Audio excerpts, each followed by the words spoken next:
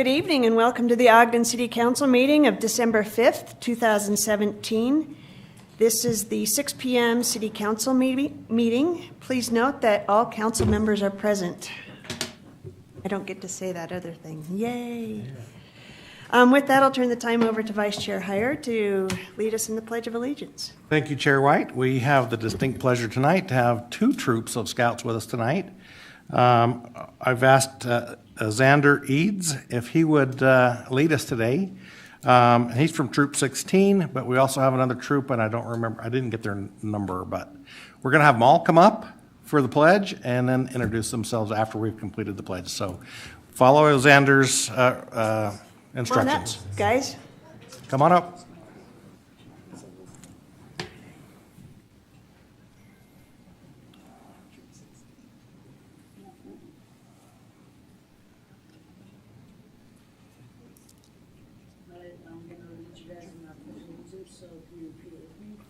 Please stand.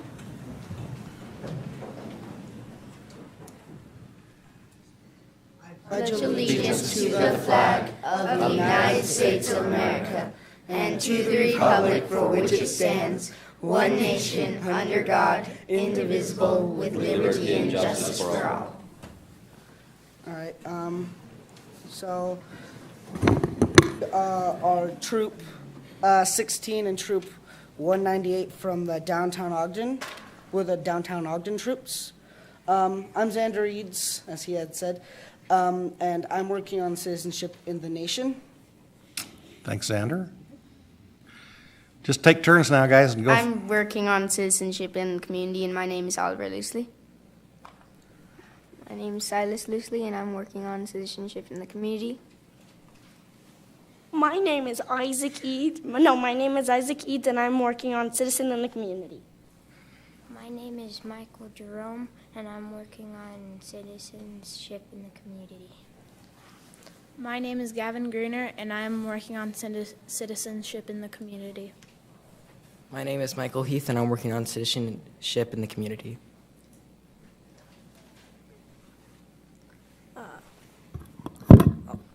I'm John Wynn, and I'm working on citizenship on the community. I'm Matthew Whip, and I'm working on citizenship in the community. Thank you, guys. All of the same ones. I loved seeing the uniforms, and thank your leaders for bringing you down. This is really good. It's very impressive. They look good in their uniforms. I know they look great. And young men, I'm an alumni of Troop 16, so thank you.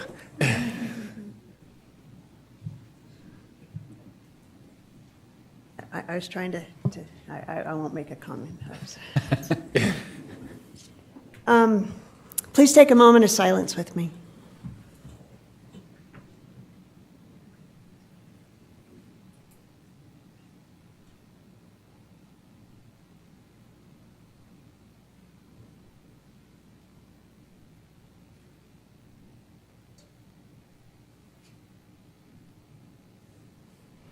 Thank you. We have a few things on our agenda tonight. The first one is approval of minutes. The work session of August 1st, 2017. Councilmember Blair. Yes, thank you, Chair White. I have reviewed those minutes and found them to be accurate. And the training session of September 20th, 2017. Councilmember Garner. Yes, Chair White, I've reviewed those minutes and found them to be correct, and I'll make a motion to approve these minutes. I second it. We have a motion by Councilmember Garner and second by Councilmember Stevens to approve these minutes. This is a voice vote. All in favor? Aye. Any opposed? Those pass. Next on our agenda is public hearings regarding the annual action plan.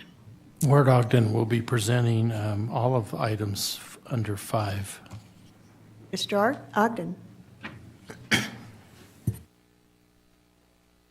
Madam Chair, members of the council, the item before you is the proposed 2018 annual action plan budget amendment. It's a requirement of the federal funding from the Department of Housing and Urban Development. Each year the city receives community development block grant and home funds, and we make an application known as the annual action plan that would set the stage for the use of those funds. And when the plan is submitted in May of each year, that plan it contains an estimate of the revenues that we will receive and the estimated expenditures and line items that the funds will be used for. And about midway through our fiscal year, after the numbers for the carryover and the program income are derived from the year-end closeout, we do an amendment to give actual numbers, whereas the original plan is estimates. And so this item before you is to reconcile our plan with actual numbers. And the amount of the change is an increase in the amount of $2,020,343. I'll briefly explain where those funds come from.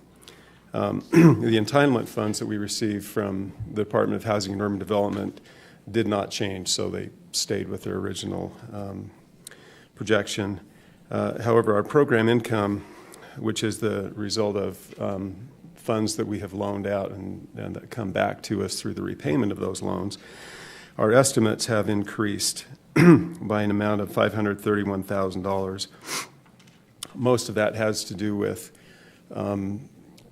the estimates that we have. Again, these program income, we have to estimate how much program income we will receive during this current fiscal year. And we've increased our estimate because we have a significant number of properties that we've purchased that we're renovating and will sell, and so we'll receive those funds in this year. And so we've increased our estimate as to how many of those homes will sell and how much of those funds will come back. Carryover funds are funds that were in last year's budget that were not spent and that are carrying forward into this year. That increase is a fairly substantial increase of $1,137,929. Two big sort of amounts are responsible for most of that. One of those amounts is a loan that was issued that we had anticipated spending the money down for the airport project, and that those funds were not dispersed. And so when we did the estimate last year for the budget, we assumed that it would be spent, but then at the end of the year we found that it didn't get spent. So we now are putting those funds back in the budget. And the other is from projects that were underway that we had estimated the projects to be spent but actually didn't quite get done. And so we're carrying those funds over, and those funds will be spent in the current fiscal year. And then we have a category called carryover program income, which really is program income from loan repayments last year that was in excess of what we estimated that we would receive last year. So we actually received more money last year than we thought we would, and so that was received last year, and then we're carrying it forward into this year. And that amount is $350,000. So you see, we're doing good business. We're bringing new money in, or bringing funds in from the use of our funds. We're bringing it back into the budget. The total amount, again, is $2,020,343. I'll briefly explain how those funds are allocated into the line items. A small amount into infill housing program, $11,786. The rental rehab program had a $90,000 line item in that, but our HUD representatives have asked us to remove that line item until we bring forward rental rehab projects.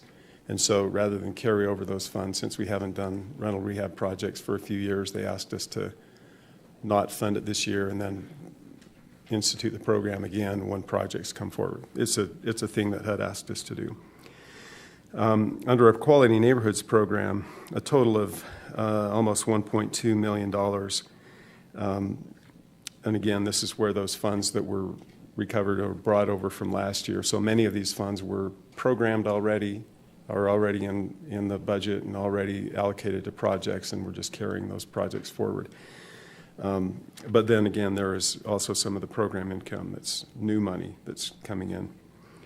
$1.2 million. $281,000 is community development block grant. $825,000 is home, and that's a lot of money for the home program. Home program funds almost exclusive. Well, it funds our down payment assistance program, but most of this fund that we're spending is recycled dollars. It's when we buy and sell homes and fix them up and sell them to owner-occupant families. We receive a portion of those funds back, and we're just recycling those dollars. But this gives evidence of how much volume we have, $800,000 in addition to what we had originally planned. And the others are fairly small items that are going into the unit reduction program. We're simply carrying over some state money that we thought we'd have spent last year. And then we have the HELP program, which is a very successful program that's not funded by HUD funds, but we put those dollars in this because we're tracking it alongside, because they're housing dollars, and we put them in our budget so that we can see what we're doing with community development funds. We have an additional $225,000 in HELP funds, and very successful program, and we anticipate that continuing to grow over time and be able to be self-sustaining in a few years. We have, in the Special Economic Development Program, we have an increase of $160,000, Small Business Loan Program increase of $261,949, and the Microenterprise Loan Program has an increase of $190,000. And a little bit of an increase in our administrative budget. So the net change in our expenditures, again, is the same as our sources, which is $2,020,343. And we've had a work session on this and covered a lot of these questions prior to this in a work session. But do you have any further questions this evening? Questions?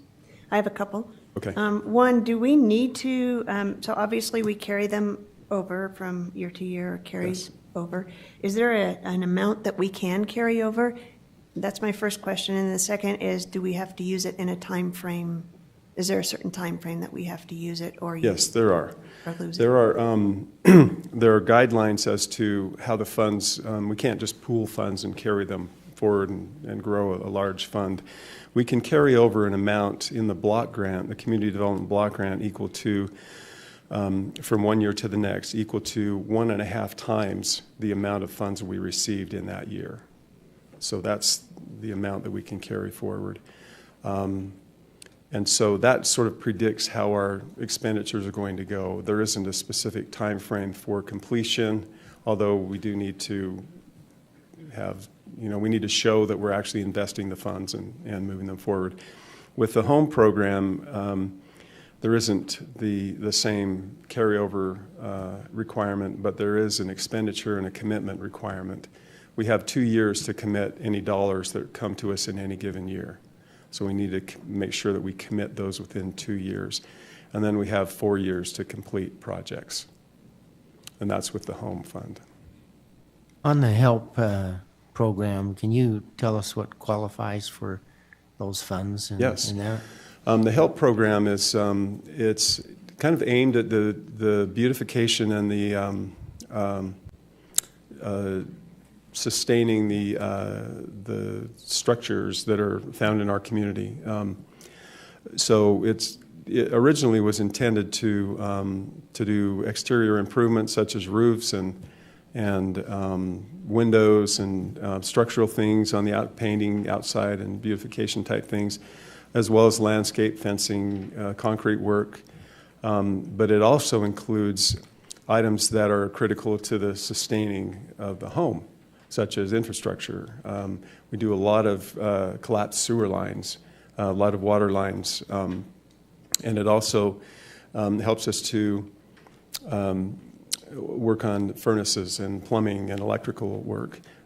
Interior cosmetics really aren't covered, but things that are code-related, building code mandatory types of things to maintain the home are included. Is there an income requirement for that? There is not. There's not. That's throughout the whole city? It's citywide. How do they apply for that? Help? We have forms online, but we also receive a lot of phone calls. We put advertisements in the water bill on a regular basis, and we have as much business as we can handle. It's very popular. Other questions? Clarify, you referenced the amount of money coming back into the fund as evidence to the volume of homes that we're improving. Just to clarify, we're only bringing back a portion of the funds that we put into those homes. Right. So we're not making a profit. We're just bringing back a portion of the funds back into the budget, putting it back into As rehabilitating. a general rule, the homes that we purchase are in pretty tough condition. We're not in the market of trying to compete with homeowners that are just buying homes that are in good condition. We don't do that. We take the homes that are in real tough condition. And so sometimes they'll require a subsidy. Many times they require a subsidy. And we're not using these funds to make a profit, so to speak. Oh, no. Right, that's what I wanted to clarify, so the community's not confused by that. No. Right, thanks.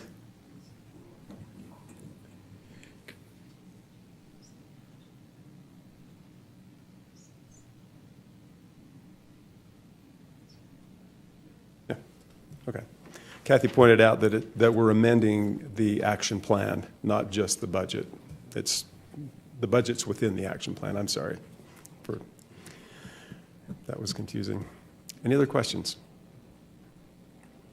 No? Thank you. So this is a public hearing regarding the annual action plan. So if there's anyone that would like to come up and speak regarding the annual action plan. I know there's others of you that might want to speak about other things, but this one is just in regards to this. No movement?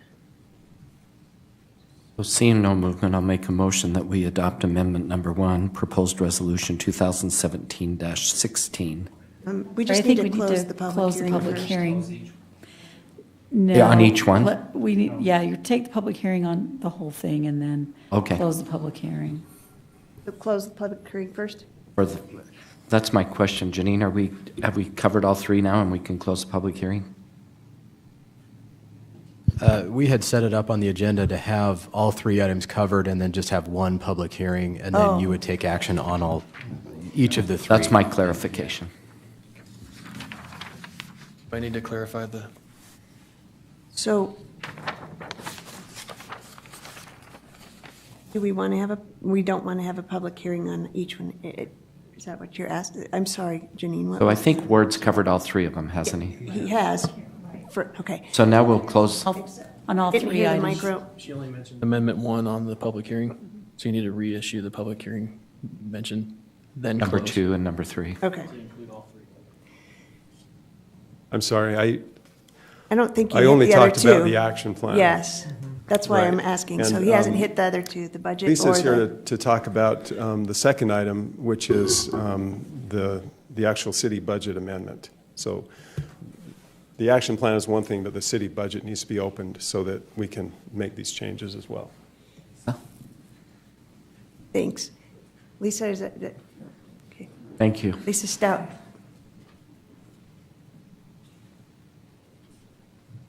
Thank you. I appreciate the opportunity to speak. The only comment I have is that the action plan and the budget do align, and your staff has verified that that is included and correct and does match the action plan. Are there any questions for Lisa? No, and just for clarification, Ward did mention that amount for the budget amendments. So I have a question for Lisa before we proceed. The agenda has a different number than the packet. The agenda calls for $2,024,000, and then the net change in expenditures from Ward's report is $2,020,000 and change.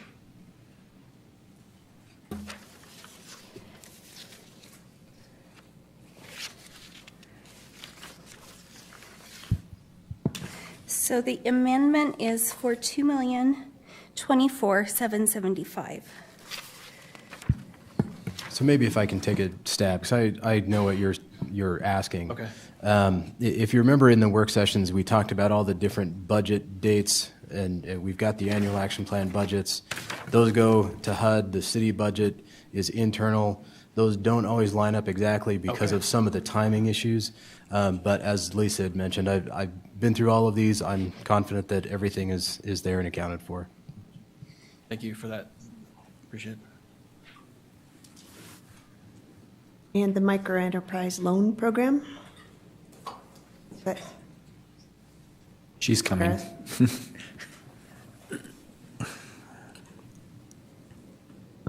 My name is Sarah Stofers, and I'm the Senior Project Coordinator in the Business Development Division, and I run our Business Information Center, which is where all of our business loans feed through. And so what's before the council today is a microenterprise loan program amendment. And the reason for the amendment is HUD has specific national objectives that are required when we utilize the funds through the Housing and Urban Development Department's Community Development Block Grant. And when we passed the microenterprise loan program last year, we had 3 different national objectives, and HUD desires that for each program we have a singular national objective. And so before the council is the change to align with HUD's requirements of the grant, which is a singular national objective, which is the loan program will benefit low to moderate income persons throughout an area benefit, which means the businesses must be located in a census tract that has over 20% poverty. So this program will remain a microenterprise training program that offers funding to growing microenterprises to help them get the crucial training they need. And then the requirement of HUD that it will fulfill is that they're in a census tract that has higher than 20% poverty.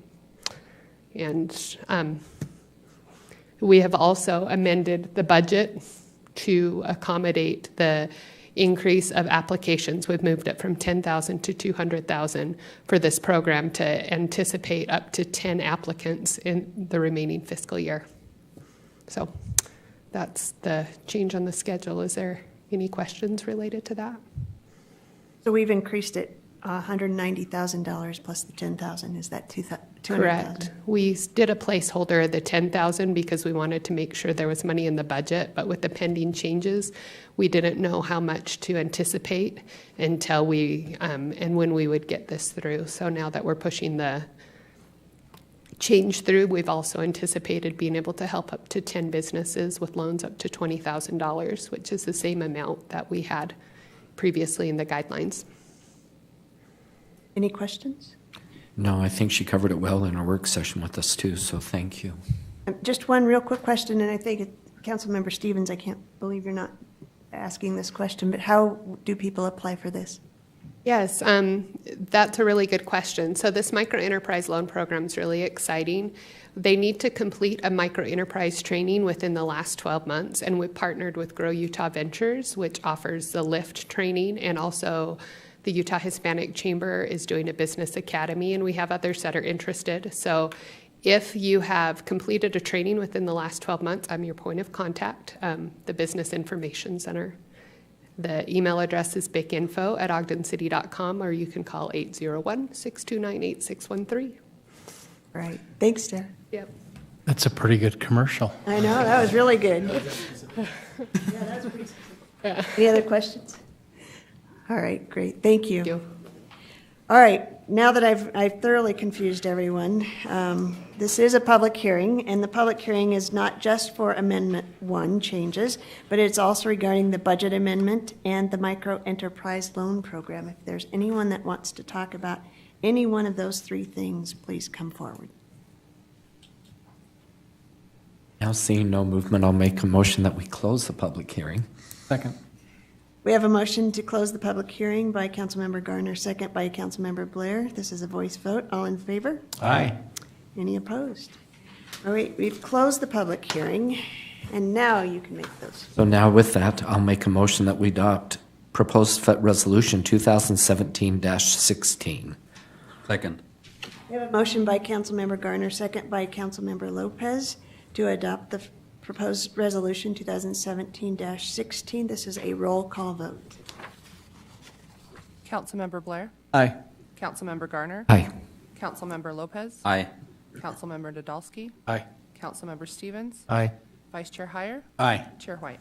Aye, that passes. And Chair White, I'll make a motion now that we adopt proposed ordinance 2017-48 for the budget amendment. Second. We have a motion by Councilmember Garner, second by Councilmember Blair to adopt proposed ordinance 2017-48. This is a roll call vote. Aye. Aye. Aye. Aye. Aye. Aye. Aye, that passes. Chair White, I make a motion that we adopt proposed resolution 217-22. I second it. We have a motion by Councilmember Lopez and second by Councilmember Stevens to adopt proposed resolution 2017-22. This is also a roll call vote. Councilmember Lopez? Aye. Councilmember Nadolski? Aye. Councilmember Stevens? Aye. Councilmember Blair? Aye. Councilmember Garner? Aye. Vice Chair Heyer? Aye. Chair White? Aye, that passes. All right. Whew. Got that public hearing done. All right, on to the next. Reports from administration regarding the business loans of Utah. Sarah Stoffers will be presenting this. Welcome back, Sarah. We got her warmed up on the last Oh, one. ready to go. Wonderful. So we've slated these two items together because they both are related to business loans. However, they are funded by separate sources. The previous program we spoke about is funded by our HUD CDBG block grant, and this will be funded using general funds for specific reason and cause, as the information in your packet discusses. So the Utah Small Business Growth Initiative is a nonprofit located in Midvale, Utah, and Ogden City and other local communities across the state are partnering with the Utah Small Business Growth Initiative in what's before you to create the Business Loans of Utah program. The other communities that have already pledged their support and reviewed it before the council, you have Weber County, Box Elder County, Provo City, Orem City, and Spanish Fork. Their councils and commissions has also reviewed this program to participate in partnership with USBGI, the Utah Small Business Growth Initiative. And the purpose of this program is to augment our ability to help our existing small businesses with crucial capital when they are not yet bankable. The purpose of the program is to help them become bankable. And it also reduced the risk and exposure for the city on each business loan that we partner with the nonprofit. So Ogden City has approved in their fiscal year 18 budget a $50,000 contribution of general fund dollars that was already approved, and what is before the council today is the program. For each dollar that Ogden City puts in, there'll be a multiplier effect by 7. So with that $50,000 contribution, that will enable the city to offer $350,000 for our local small businesses in available loan funds in the first year allocation. And if successful, we hope to be able to contribute future amounts with the approval of the council to offer more money to those for those small businesses. So with the 1-to-7 ratio, Ogden's participation is approximately 14% of each loan that we do. The remaining portion will come from initially it will come from the Utah Small Business Growth Initiative. And then as we grow the fund, we will have other CRA, and CRA means the Community Reinvestment Act, lenders come in, which that's your traditional lenders. Our traditional lenders like Zions Bank or other banks, they have a requirement that they must reinvest in their local communities, and they must do Community Reinvestment Act dollars. And so we've designed the program to help the banks meet that requirement. And it also helps us with our long-term objective because we're working closely with our banks to get these businesses that are not yet bankable. So it's it's including their projects and allowing our local lenders to review them. And then there was a few questions in the packet asked by council staff. One of the questions was, does the Blue Loan Program replace existing loan programs that the BIC is currently offering? And the answer to that is no, it does not replace them. It augments what we're able to do, and it will supplement what we're able to do. And because this is not funded by a federal source, we don't have to follow the strict requirements that the federal government imposes through the HUD CDBG loan program. So it allows a little bit more flexibility and mobility. We're able to adapt and move a little bit quicker because we don't have as many reviews and requirements, documentation requirements that are in line with that. And then the other question was, what is the administration's goal for total contribution to the loan fund? Our first year contribution goal is the $50,000, which that means we hope to place $350,000 of loans, Ogden City loans in the first year, and those loans will be approximately $90,000 in size, but if paired with any other programs, the projects could be more than that. And then in the second year, we're hoping to double that, and then the long-term goal is that the loan pool will be $2 to $3 million annually available for small businesses to borrow from. That means to have a $2 to $3 million loan pool, that requires a $428,000 contribution from the city to have that size of a loan pool.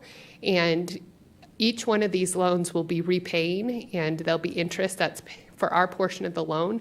It will be repaid to help us fund future loans. So those are the main questions I had noted on here.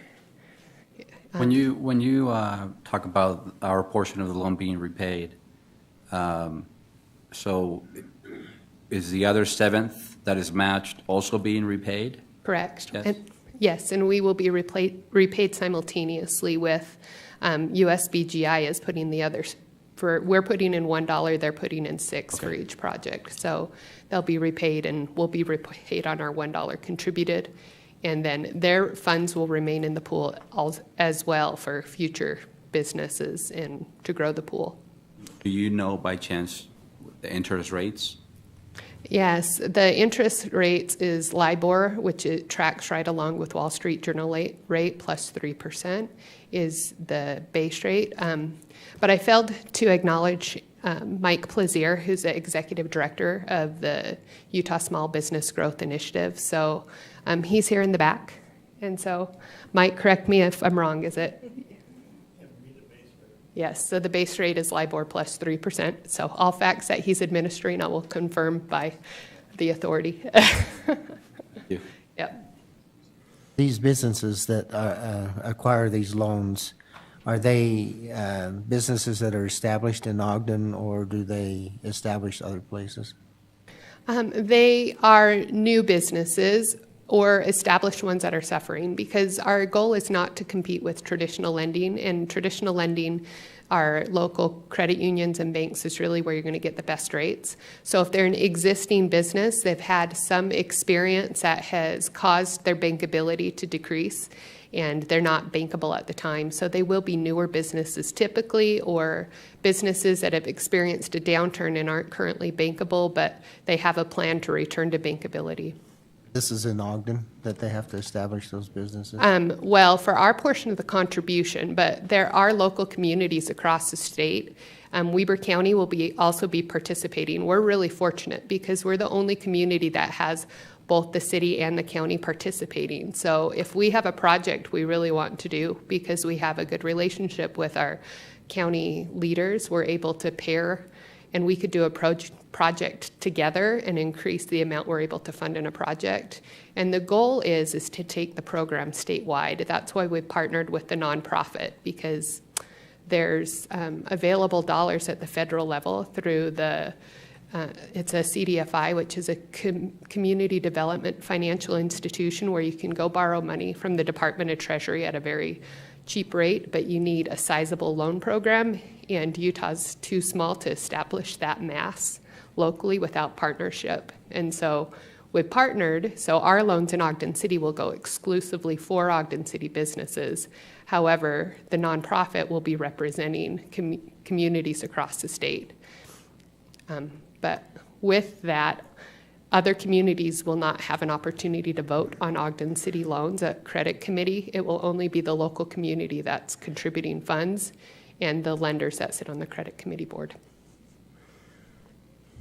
One point of clarification, the first time we discussed this program in our work session 1 week ago, correct, the proposal was that Zions Bank would underwrite the loans. We were updated in our work session before this. Can you update us for the record and for those in the crowd? Yes, the I will. difference between the packet and the... Yeah, absolutely. I'll answer and then I'll allow Mike to give his 2 cents since it's his nonprofit and they're the ones that have solicited. So from the get-go, this really was the brainchild of Tom Christopoulos, and then he onboarded Mike because he had the infrastructure and the organization, and together they developed it, but the intention has always been to bring in multiple lenders. And so as we've been negotiating and coming to the terms and developing the program guidelines with 6 different communities and a bank, we've found that the bank in the negotiations, we didn't want to limit other banks from entering into the pool. And so coming in with a singular bank that became very Zion-centric, and Zions is still interested in participating, but they've stepped back at this time because the nonprofit has sufficient funds, the USBGI, or the Utah Small Business Growth Initiative, to initiate it. And then we anticipate that Zions will likely return. And then we're also speaking with a few other lenders, and Mike can speak to how much he can specify which they are, but I know they are, but I'm not going to cite which ones. And he can further explain it if you have questions. On the other bank, Zions had approved the loan for $7 million.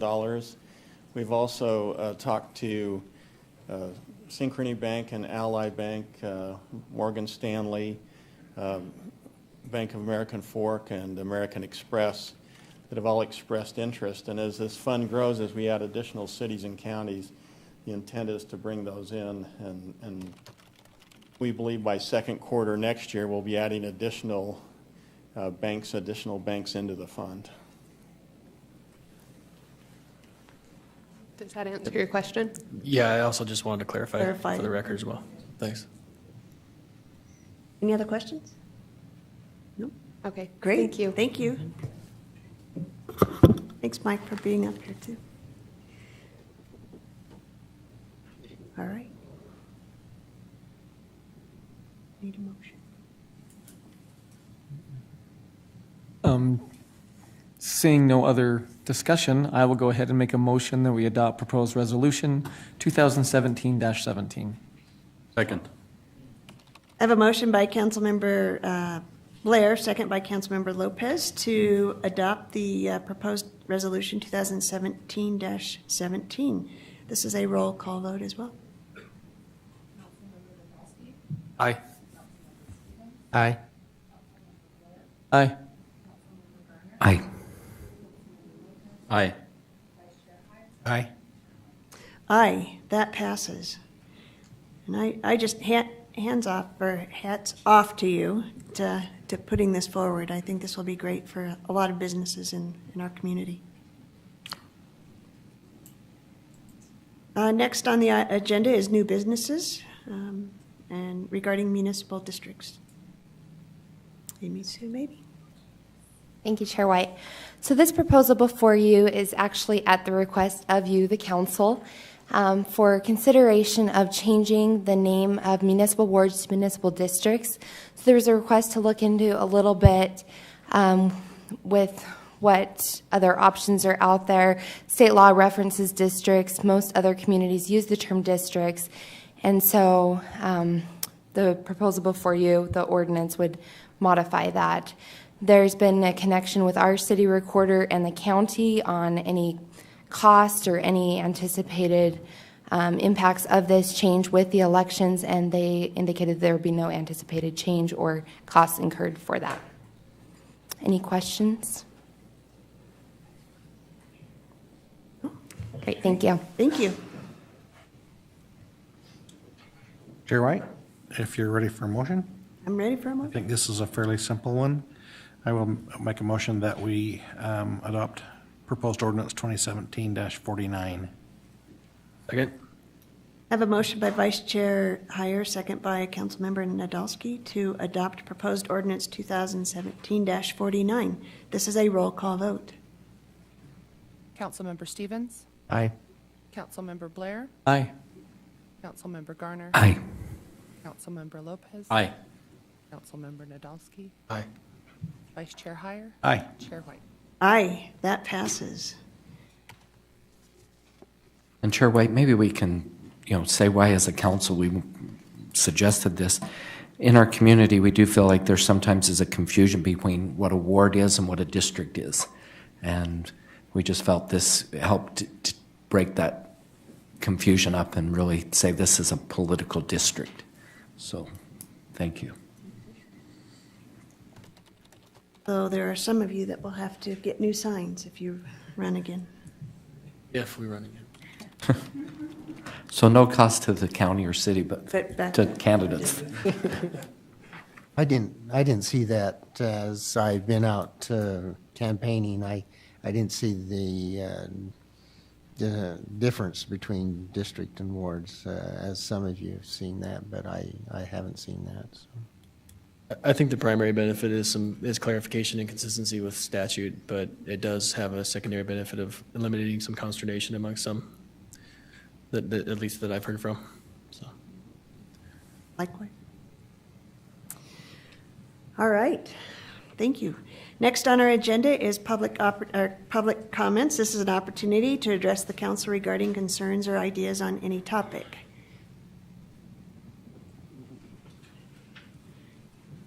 Darren, since I know you're here for that. Good evening. So, I'm not sure exactly how this Just have to goes. state your name and... Okay, name is Darren Blackford. I'm owner of Wasatch Roasting Company, block to the north here. I want to bring up, propose, I guess, some amendment or revision of Section 15-13-37 of the Ogden Municipal Code as it relates to mobile food trailers. And that is, so specifically, the restrictions of mobile food trailers in public right-of-way. So if this was, I guess, recently amended back in August. Let's see, August 22nd. And looks like posted September 5th. Basically, as I understand it, and you guys correct me if I'm wrong, but this was the first, I guess, recognition of mobile food trailers. I think in the past it's been mobile food trucks and food carts, ice cream carts, so on and so forth. But food trailers were brought into this ordinance and basically specifies that they can't be in right-of-ways, and food trucks can, so long as they are parked in a legal parallel parking area. But mobile trailers are not. Not sure why, but I'm proposing or asking for consideration of them being allowed in public right-of-ways. May have seen our trailer at events all summer long and even into the fall. So the hope is that they can be recognized as another food vendor to offer food to the public and be able to park in right-of-ways. So. Great. Thanks. Okay, thank you. Thank you, Darren. Any other comments?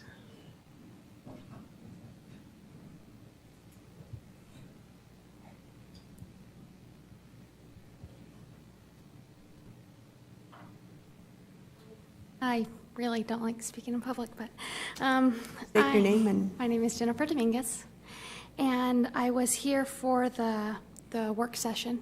I sat in on that about the backyard chickens, and I just wanted to make a couple of comments on what I heard while I was there.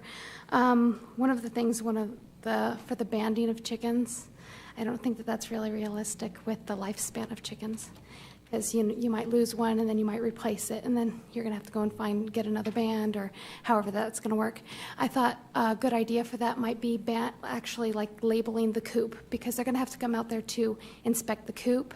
Couldn't they just license the coop instead, and then just have maybe a yearly sticker that you could put on there when you renew your license to do that? It would just be through the mail. It would just save a little bit of time there. Also, you guys had mentioned to have 6 animals be the limit, and reducing that for, say, if you had a dog. Those are household animals, so I don't think that should be something that's removed from those 6, because normally you would want to have a dog to help keep off predators. So just especially for a large family, say you have 2 dogs, that's 4 chickens, and it's not really realistic. That's basically my main points on that, and we're just kind of in favor of the whole backyard chickens being passed here in Ogden. So thank you so much. Great, thank you.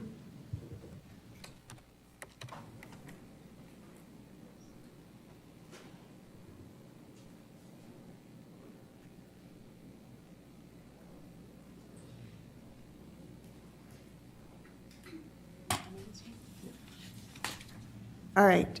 With that, I'll move on. Comments from the mayor or Mr. Johnson? Thank you. I just want to say how proud we are of Weber State University.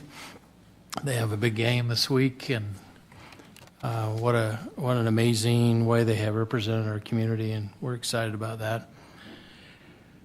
The other thing I would say is these scouts are leaving. We want you to shop in Ogden this time of year. So hopefully, when you spend your money, do it in Ogden. It helps pay for all the services that we have. So we love people who spend their money in Ogden. Comments from the council members? Mark beat me to the punch on the Weber State.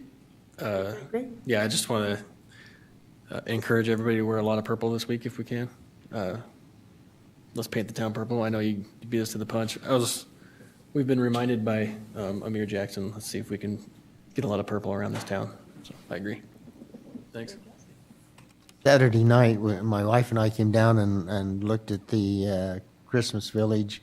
It is spectacular.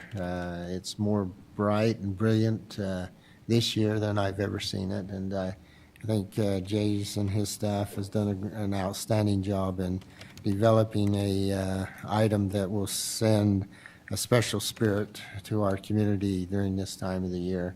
But it's just an outstanding event that we have. And I'm going to piggyback on that just a little bit, but the parade for the Christmas parade was phenomenal. The weather was perfect.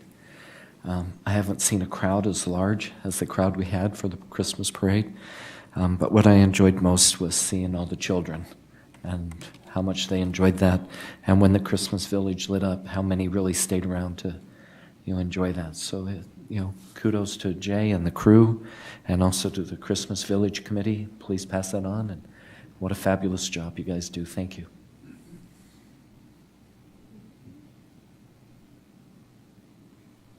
All right, well, we can't get out of here without a Weber State, right? Great. Let's try it again. Weber State. Great. All right. Extra points if you can sing the entire fight song. No? Go for it. Want me to do it? With that, we will. And I'll make a motion to adjourn the city council meeting. Second. Motion by Councilmember Garner, second by Vice Chair Heyer to adjourn. This is a voice vote. All in favor? Aye. Opposed?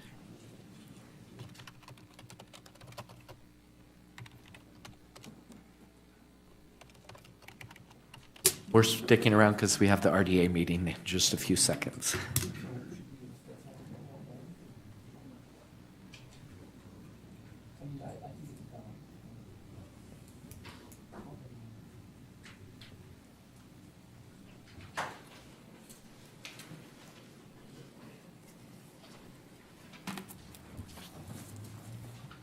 Ready to go? Ready? All right. Good evening and welcome to the Special Redevelopment Agency meeting of December 5th, 2017. Please note that all board members are present. Next on our agenda is the approval of minutes from the regular meeting of September 12th, 2017. Board Member Lopez. Yes, Chair White, I reviewed the minutes and I found them to be accurate, and I move that we approve the minutes. Second. I have a motion by Councilmember Lopez, second by Councilmember Garner to approve the minutes. This is a voice vote. All in favor? Aye. Next on our agenda is a public hearing, and it's only one item regarding the fiscal year 2018 budget amendment. And this is actually to,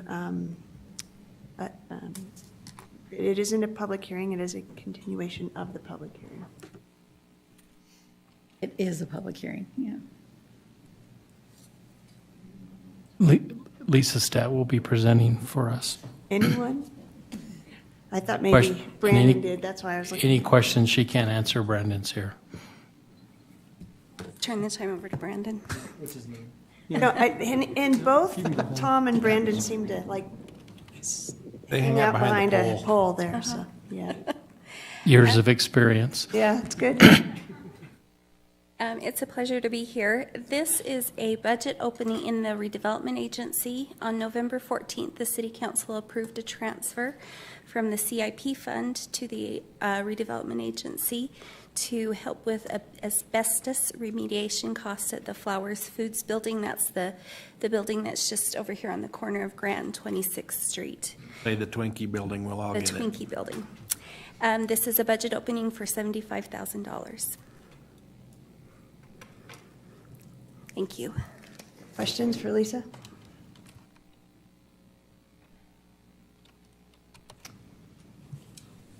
This is a public hearing. Anybody want to talk about the $75,000 budget opening? Seeing no movement, I will make a motion. He raised his hand. Oh, Gentleman here. Oh, great. And this is regarding, and this is regarding just that budget amendment. Need to have a few comments. Please come up. They're concerning the Flowers Food Building? Is it regarding? Mary Allen, this concerns that Gibson Street project. If you wait just a minute, I'll Hold give on you and we'll that get time to in a you. minute. We'll get to you. Hold on just a second. Have a seat just for a minute. Okay.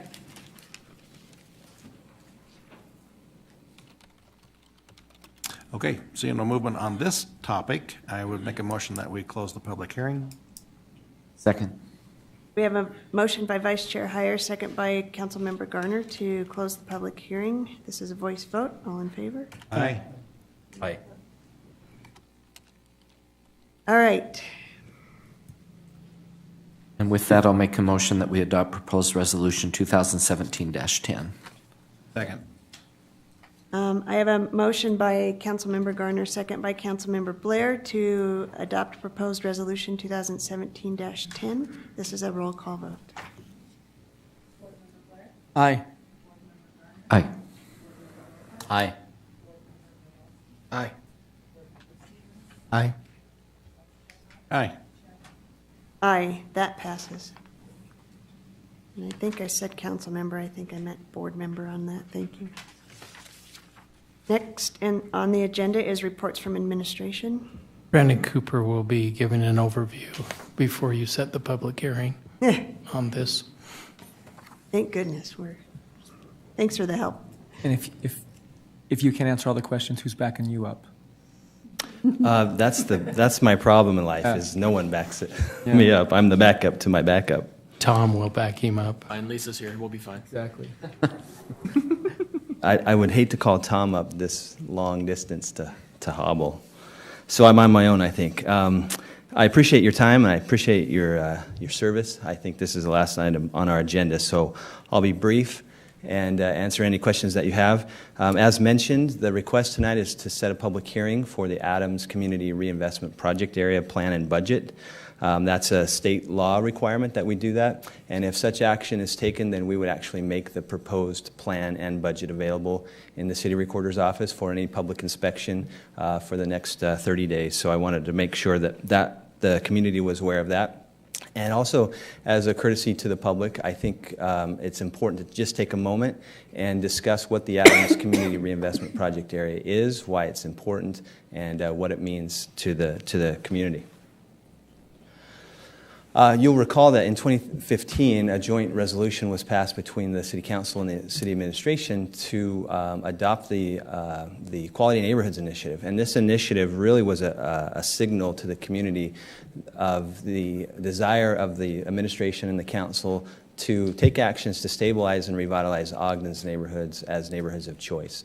And so everything that we do in terms of the community development action plan that you heard in the previous meeting and things like establishing community reinvestment areas all stem from this desire and this initiative to continue investment into our neighborhoods to create quality places to live and work. As part of that initiative, we've identified what components comprise a quality neighborhood. There's a few in front of you here. I won't go over all of those things, but those are the things that were identified in the initiative that was adopted in 2015 that really sets the course as to what we're attempting to not only create but also to enhance in terms of existing conditions. As part of that initiative, we have established a new process that allows us to reach out to the public prior to making any major decisions in a neighborhood. We've done that as it relates to the Adams Community Reinvestment Area. We've had 2 open houses, one on January 25th of this year and then a second one on March 9th. Those open houses were informative. They were held to help us understand what the community would like to see in terms of the geographical boundaries that we identified.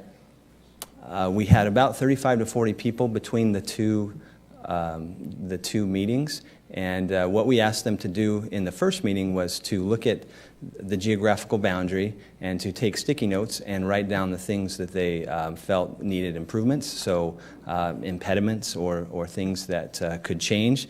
We also asked them to tell us what they thought were good things about the neighborhood, the bright spots, and then general comments that they had. So you can see here that we had 154 comments from those 35, 40 people. Of that, 81 were things that they felt like needed to be corrected, and 44 were things that they liked and wanted to see enhanced or focused on. This is the geographical boundary that was presented to the public as we did those outreach meetings.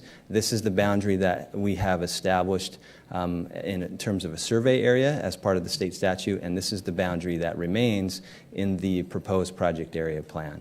It runs from roughly 20th Street to 28th Street from Washington Boulevard up to the backside of Jefferson, removing a few of the commercial properties that are on Washington between roughly 26 and 28. The project area plan is required to have a budget, and so in that budget, we do the analysis in terms of what the state law requires. So that geographical boundary that I just showed you has a base valuation of a little over $60 million. You know how tax increment works, so that base value is frozen through the period of time in which the RDA district exists.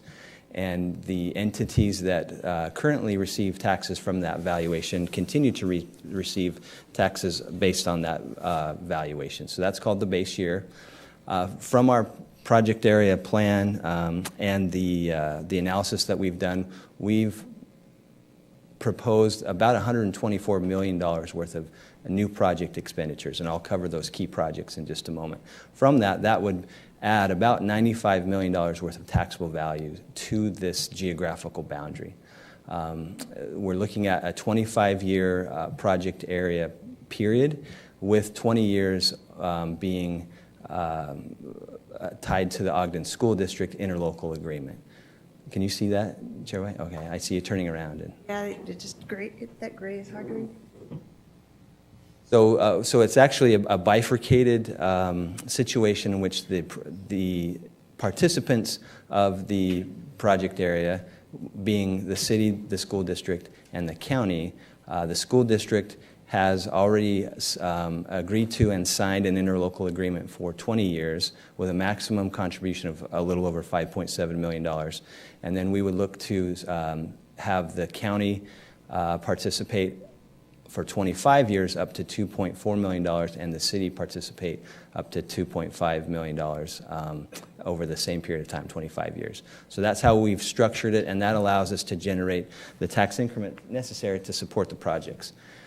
That tax increment is maxed out at about $10.8 million, so that's the maximum amount of tax increment the agency would be authorized to collect over that 25-year period.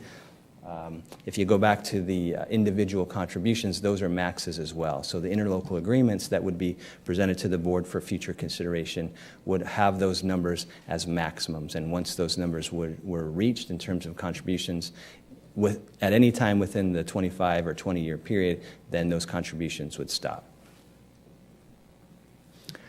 So available out of that $10.8 million that would be collected by the RDA, by the agency, $7.9 million roughly could be used to invest in development. So this could mean participation in incentive agreements to developers, or it could be public infrastructure, or all kinds of things that is authorized under the RDA law in terms of usage of tax increment. We're also required to keep back 20% for housing, so that would mean $2.1 million would be available to housing, and it gets segregated off into a housing fund, which then could be used across the city boundaries, not specifically just in this project area. And then we also carve out some money for administrative costs that help with staffing and the management of not only this district, but the agency's activities in general. Is that by state statute then, the 20%? All that is by state code. On the contributions that we give to the general developer, is there some guidelines that they need to follow for that? Mm-hmm. So what would that's those a good be? segue into key projects. So we've identified some projects already that are within the project area and that we feel could enhance and deliver on the components of the Quality Neighborhoods initiatives in terms of creating those key assets in the neighborhoods. If any one of these property owners or developers were to seek incentives from tax increment, they would approach the agency through an application. We have a 6 or 7 page application that helps us understand what the project is, it helps us understand the financials of the developer, and it gives us a pro forma that shows the reason why incentives would be necessary. All of the activities that we undertake are generally geared towards a but-for scenario, meaning that but for the availability of tax increment or other public subsidy, the project would be infeasible. And so we like to make that analysis through the application, and then if that analysis checks out, then we propose to the RDA board for approval a participation in incentive agreement, which describes the proposed project and then also dictates any incentives that would be offered, usually a percentage based of what that project specifically generates in and of itself. So we do have a general form for those contracts. Yeah, it's all standardized. It goes through our administrative approval process. It's all checked by legal. It gets transmitted through the administration to your staff as checked there again, and then eventually is presented to you for final consideration. So there's a very defined process. These projects we're very excited about. Again, we've identified these. This is not a comprehensive list of all the things that could happen in the proposed project area, but we feel that these are some of the key drivers of change in this important neighborhood. This neighborhood was selected because it's a transition neighborhood between the Central Business District and the residential neighborhood, which is known as East Central.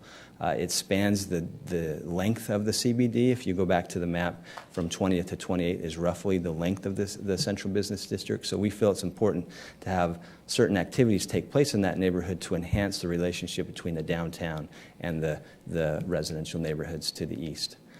So you can see some of the properties there. One of the key qualities of this area also is the fact that it has a large amount of historic buildings that are significant. They're contributing in terms of their age, their architectural value, the use, the historical use of the buildings. So we want to see those buildings be preserved. We want to see them enhanced, occupied, and really have a bright light shine down on them in terms of the assets of the community. Brandon, can I add on to that comment. In our last work session, asked you if it'd be appropriate to add emphasis to historic structures in Section 5. Did you incorporate that into this draft? We did, yeah. So if you look at Section 5 now of the proposed plan, it will add language in there in terms of some of the objectives we're about regarding historical preservation, the enhancement of existing historical assets. So I think from our project list and the new language that you propose, which we appreciate, I think we're sending a real strong message to developers that historical preservation and enhancement is an important part of how we want to use public dollars. Thanks for making that addition to the language. Appreciate it. Here is just a list of some development objectives. I think the second to the last is what we're talking about now, the protection and enhancement of historic structures and the value that they provide to the community. This is also in your packet, so I won't go over each one of these, but I think that's an important one to call out. The promotion of the development of an arts district is something I think is important for this area too. There's a lot of physical assets as well as connections and other things that enhance the idea of an arts district in this area. And so we're pursuing that as part of the project area plan. General design objectives, again, I won't go over each one of these, but again, we're looking at preserving and enhancing historical elements, making sure that transition spaces are designed and developed well so that as we look to becoming more walkable and indeed connecting that residential neighborhood of the East Central to the downtown, that there's walkable transition spaces that people feel safe leaving their home and they have a very clear, safe, and desirable path down to the things that are in our downtown. And so I think 25th Street really presents a great opportunity for that, and the plan would require any development work to take place to keep those things in mind. As for the public benefit, I think this is certainly not a comprehensive list, but we look to increase both indirect and direct employment in this area. Just the First Security Bank building alone could be a wonderful new place for a new company, so we are excited about that. We think that there's a lot of residential opportunity, both single family and mixed use, and generally from our analysis we're looking at a 10-to-1, so for every single family resident that we think could be built in this area, there could be 10 multifamily residents be built along with it. So we like that ratio. It's a good place for multifamily, especially higher density multifamily, both in this central business district and in this transitional neighborhood. As we move farther to the east, that high density residential doesn't become as appropriate, so we want to keep that closer to the downtown to enhance that daytime population, or excuse me, that 24-hour population in the downtown. Do you know the price range of single-family homes that you guys are looking at there? Other than the project areas that we have determined, we don't. So right now, we have targeted Stonehill, which is the old D School project, with single-family homes. There's 21 homes being designed there. Construction is underway for the infrastructure. Those homes probably would range in the 250, 260 range. But in terms of the other units, they would be prospective and most likely largely built by private development, and we wouldn't be able to know what they would offer that at. There is another residential property or project we're looking at, and I think we would probably come in at that same price range, maybe $225 to $270. I'm encouraged with your project to look at parking. I think that's one of the elements by which it will add some success to your opportunities there. I agree. Parking is a big deal, and as you look at a lot of these lots, especially these blocks that are more connected to the central business district, we can see blocks and blocks of inefficient parking scenarios where we have surface lots upon surface lots that are all connected and they're not integrated. One company doesn't allow the other company to use the parking, and so we look to correct some of those inefficiencies by combining parking in structured situations and thus creating more land for development, a better parking scenario that is open not only to private business but to public as well. So we want to maximize land use by consolidating parking.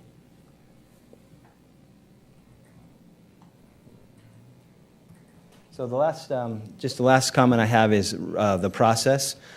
This is again set by state statute.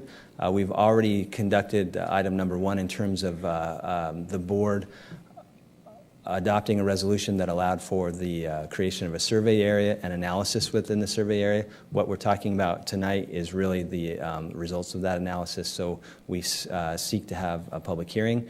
And as I mentioned, the plan and all the analysis that we've done would be made available to the community to come and inspect. And at that point, we would seek to have you take action on the plan based on public input on the 9th of January. So with that, I would be happy to answer any questions. During the public review process, where would it be available?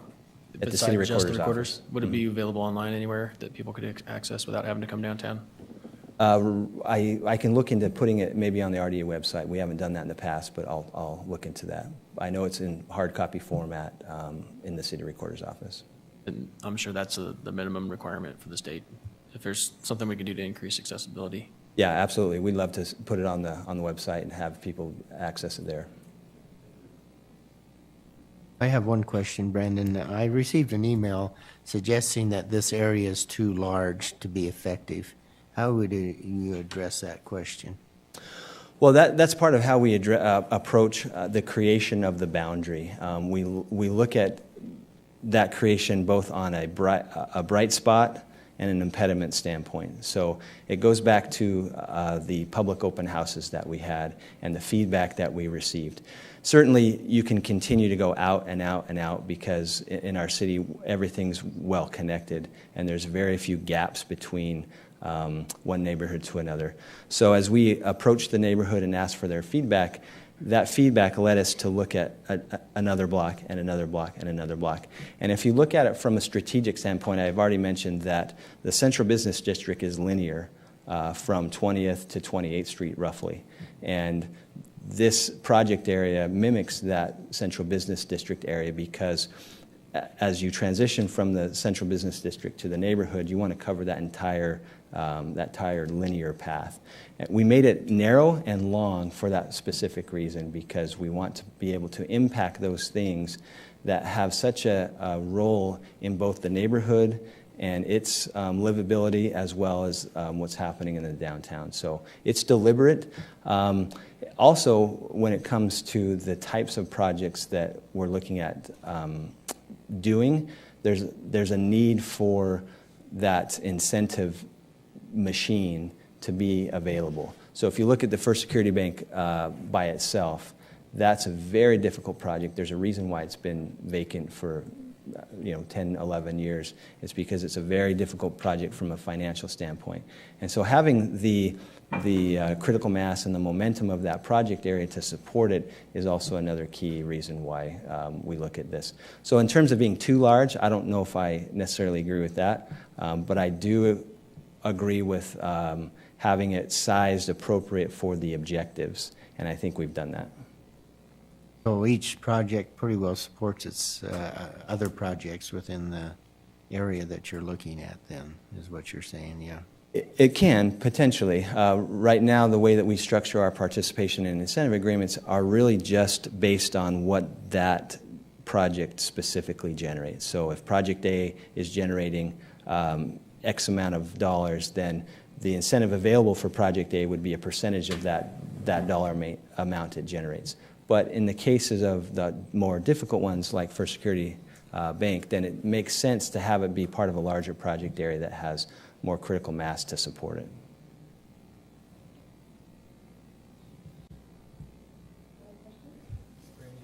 Clarify just for the benefit of this record here, the role eminent domain plays or does not play in this proposal? Good question, thank you. Yes, the state law changed, I believe, last year, and with the creation of a community reinvestment area and the kind of the rebranding of our old URAs, the urban renewal areas, and the EDAs and CDAs, they split the difference between a community reinvestment area with eminent domain and a community reinvestment area without eminent domain. There's a process for each one, and we are not seeking eminent domain in this project area, which means that that so we're taking the process that we're taking now because of that. In the event that eminent domain is necessary in the future, then it would require us to come back, start entirely over, conduct the blight study and some of the things that is listed in the statute. But right now, we feel we can complete the objectives and the goals of this neighborhood without eminent domain. So some of these properties in a blight status then, from what you're going through doing your research on it? We did not conduct a blight study in this area. It's not necessary because we're not seeking eminent domain. But the condition of some of the properties could qualify, yes. Other questions? All right. Thanks. Thank you. So, Chair White, I'll make a proposal that we set the public hearing for January 9th, 2018, proposed resolution 2017-11. Second. Motion by Board Member Garner, second by Board Member Lopez to set the public hearing for January 9th. This is a roll call vote. Board Member Garner. Aye. Board Member Lopez. Aye. Board Member Nadolski. Aye. Board Member Stevens. Aye. Board Member Blair. Aye. Vice Chair Heyer. Aye. Chair White. Aye. That passes. Thank you, Brandon. Madam Chair, just a comment. I like the idea of developing an art district in that area because I think the components along 25th Street and up through Eccles Art Center enhances that opportunity, and I'm really encouraged by that opportunity. It works right into our art program that we want to develop here in Ogden City, and so I think it's move in that direction. Comments? All right. Public comments. This is an opportunity to address the board regarding concerns or ideas on any topic. Now you can come on up. I'm sorry, I'm ill-prepared for this. I didn't realize the council meeting was tonight until I talked to Andrea in zoning this morning, and she told me it was tonight, so you'll have to bear with me. I don't even have my hearing aids. Okay. Anyway, I have great concerns about what's going on down there on Gibson Street. I am a property owner. I've owned 5 different parcels down there. I've combined some of them, but I also own Allen Ceramics, and we've been in business for going on 60 years. Anyway, 40 of it in Ogden, down there on Gibson 17th. That property's been in the family name for over 100 years. Anyway, they've done a lot of work down on 17th and Gibson in the last few years. We put up with having the street closed a number of times. Gibson's closed, 17th's closed. Just getting to the end of it, it looked like we were able to breathe a little bit, and then the bomb hit. They dug a canal along the east side of Gibson that would be south of 17th Street. It's 10 to 12 feet wide. They've even taken the asphalt out. Some of the asphalt of the street is out. And I thought, well, they're just going to put a pipe in there and bury it. They're going to drain the waste, the storm sewer in there. And come to find out, I saw them putting big boulders in along there. And I thought, what are they doing that for?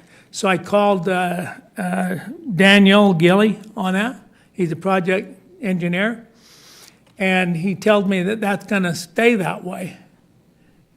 It can't stay that way. It's the biggest mess you ever saw in your life. They've narrowed that street, which is already a narrow street, down to where 2 trucks cannot get by without one finding a place to pull over and then the other one can go by.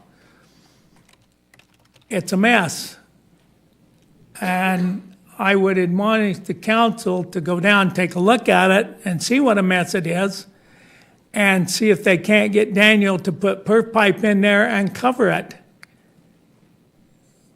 I have great concerns over it. All the neighbors down there, which there's only like 5 owners along the west side of the street and UTA on the east, are very concerned with it. Anyway, that's about what I have to say. And state your name again, Larry, correct? Larry, what State your name, please. Larry Allen. Allen, thank you. I own Allen Ceramics down there. All right. I've talked to some of the council members. I think I talked to Councilman Heyer about this same thing, and we really have some concerns down there. I would really like you folks to go down and take a look at it and see what a mess it is. We'll do that. Thank you very Thank you. much.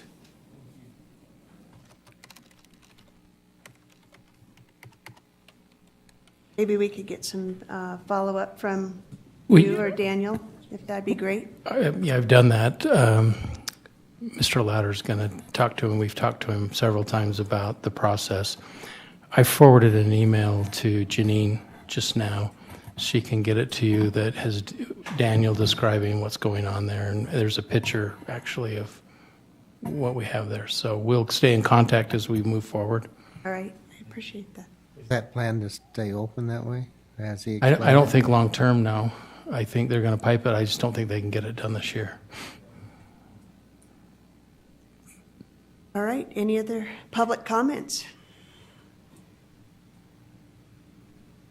No comments.